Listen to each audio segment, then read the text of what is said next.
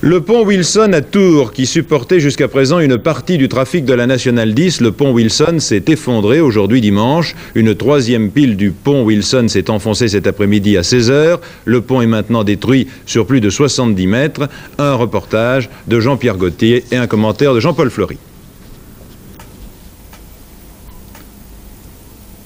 9 h ce matin à Tours, sur le pont Wilson, un des 3 ouvrages qui dans la ville enjambe la Loire, peu de circulation encore.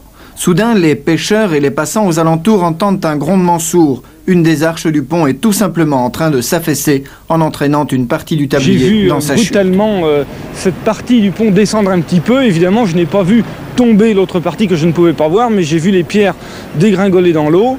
Et j'ai vu une voiture qui désespérément faisait crisser ses pneus. Et alors là, c'était vraiment pathétique parce qu'on voyait la voiture qui tentait de grimper. Elle était littéralement sur un mur, en face d'un mur. Et puis tout d'un coup, on a senti les pneus qui éclataient. Et puis elle a réussi à monter et c'était terminé. Le type est parti à toute allure. Une personne aurait vu des voitures tomber dans l'eau. Et en fin de compte, nous, on était certains que non parce que on n'a pas vu de voiture remonter à flot avant de s'effondrer, définitivement. Et on était convaincus que c'était la seule voiture qui était sur le pont à ce moment-là. Et ils avaient pu s'en sortir. Il semble donc bien que l'accident n'ait pas fait de victimes. Quant aux raisons de l'effondrement, on avait tout d'abord pensé à une explosion due au gaz, mais d'après les premières constatations, il s'agirait plutôt de l'enfoncement d'une des 14 piles du pont dans le lit de la Loire, sans doute sous l'effet des dernières crues. La pile qui s'est enfoncée avait déjà été bombardée durant la dernière guerre et reconstruite par la suite.